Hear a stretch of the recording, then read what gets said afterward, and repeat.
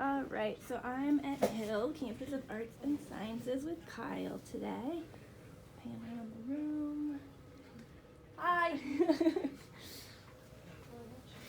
And I'll let Kyle introduce himself. Yeah, my name's Kyle. I'm currently 19 years old, proudly serving at Hill Campus of Arts and Sciences in a 7th grade math class. I moved out here from Massachusetts. I drove. It was a long trip. Yeah. But I just graduated high school in 2019, and I started up City Year about 3 months after that. So, big leap ahead for Cool. where I am now. Do you have like a Lacey plan or anything Yeah. yet? So I'm either deciding to return here for another year, or I'm also looking into a program called Global Citizen Year, where Oh, I'll be cool, doing yeah. I'll be doing this, but kind of like this, but I go into more apprenticeships and I get to stay in a foreign country with the host family. Yeah, I've heard of that. Awesome, cool. So before we kind of talk about your experience, can you just give me like a general overview of your day-to-day schedule? It doesn't have to be minute to minute, but kind of what's your day look like? Yeah, for sure. So I'm not a big morning person, so I have to set up a lot of alarms to get up in the morning. So I roughly get out of bed around 6, leave the house by 6:20, get here at some point before 7.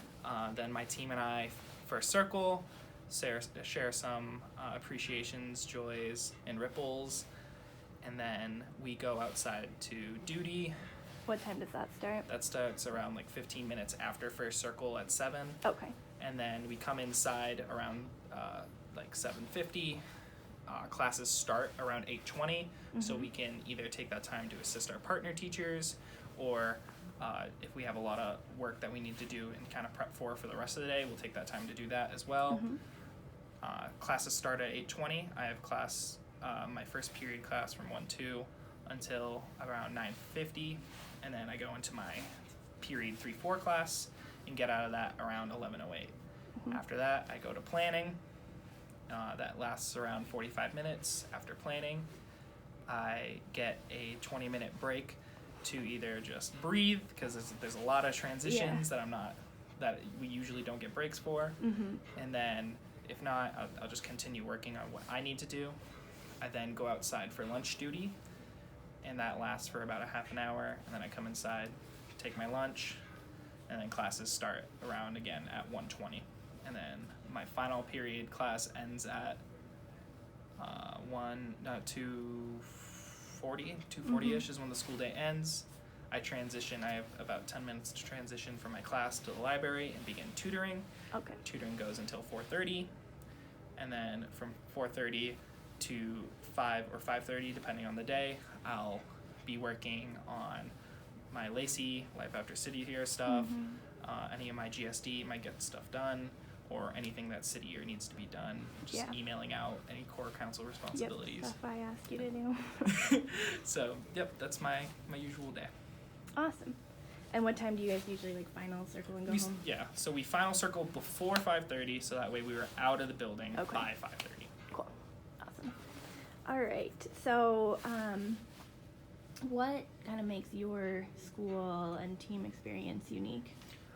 So Hill is a math-only school, so a lot of City Year school sites have various options, and a lot of core members are in and out different like subjects. So like, you might teach history, or not teach, mentor and assist with history and science, and then but at Hill we only do math.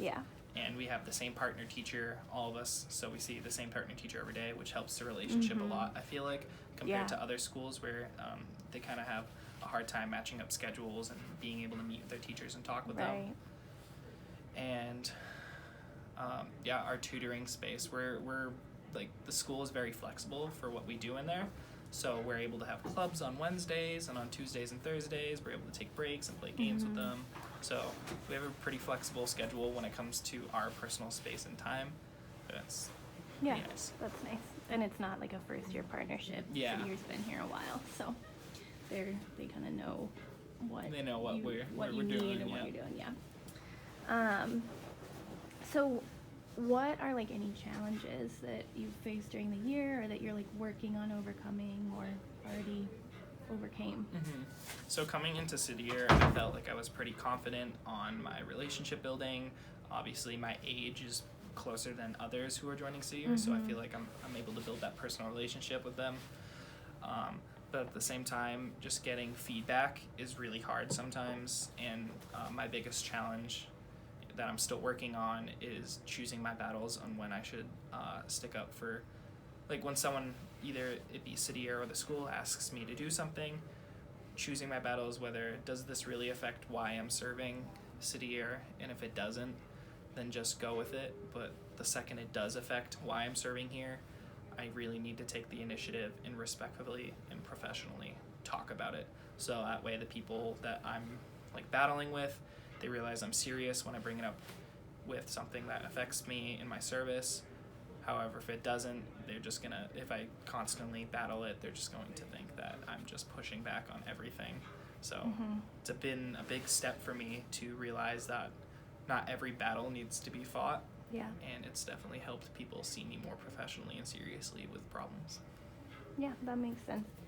Are there any like small examples just to like help explain to people, you know, what it's like working in the school? Is it maybe like curriculum, scheduling? So my like the biggest thing that happened was we had a new assistant principal come in, and so we had a lot of transition here this year. And so when I was at an outside duty, which I had been doing for 5 or so months prior, felt like I got a pretty good feel of what kids to look out for to make sure that there's no like rough housing and it doesn't lead to anything serious, and what kids to be just like more lenient with because maybe something's going on. But so generally like behavior management, maybe behavior would be an management on like the example. outside.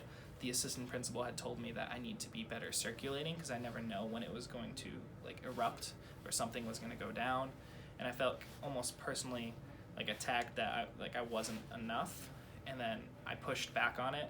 But in all reality, after the situation had calmed down and I had been like talked to, like I wasn't arguing with it, but I did have pushback, and just realizing that me walking around the courtyard and like interrupting kids' conversations to make sure that they're not actually angry at one another isn't a big deal, and it's not affecting why I serve here for the kids. That so yeah. Okay, that makes sense. Yeah, thanks for sharing. I just wanted to make sure like an example. Yeah, helps, so. examples help.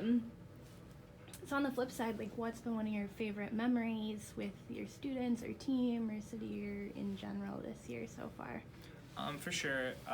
For the kids I serve, I have a lot of ELL kids in one of my period classes, and at first they were very hesitant and backed off from the classroom experience because some of them weren't too equipped with the English skills that they needed to navigate the word problems. But I have a little Portuguese background, so once they heard that sometimes I would throw out a couple Portuguese/Spanish words, they felt more comfortable with me, and it's now gotten to the point where they'll ask for help in Spanish, and I'll pick it up and I'll ask questions and go off of their Spanish. So we're still building the English skills that they need. However, they're feeling more comfortable to come out of their zone, and even talking to my partner teacher as well, and just trying to understand rather than giving up immediately and seeing the English and not knowing what it meant. And that was just a really big leap for me in that classroom, because it meant a lot that they saw that they could be comfortable using their language that they're comfortable with rather than forcing themselves to use English.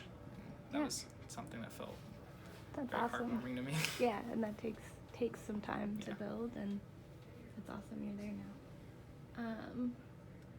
And then last thing, just what advice or input do you have for anybody that's transitioning to City Year or transitioning to Denver in general? What do you wish you'd known? So I'd wish I'd known,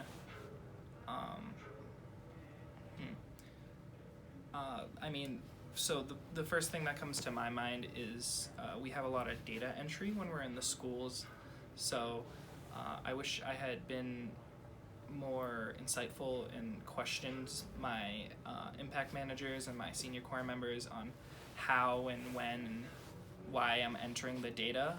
I got pretty backlogged at the beginning, so working with my focus list, I wish I knew more just how to do it, and just got really behind just like on top of it in the beginning rather than at the end where I was struggling and then I was asking the questions. So just asking questions when you don't know 100%, because I feel like in the beginning it's good to get that grasp so you can have it for the rest of the year. That makes sense. So be proactive in asking for help, and also know when we're building those focus lists of students that it is intentional and we're using like data and grades and test scores and things to make sure that people are showing growth. For sure.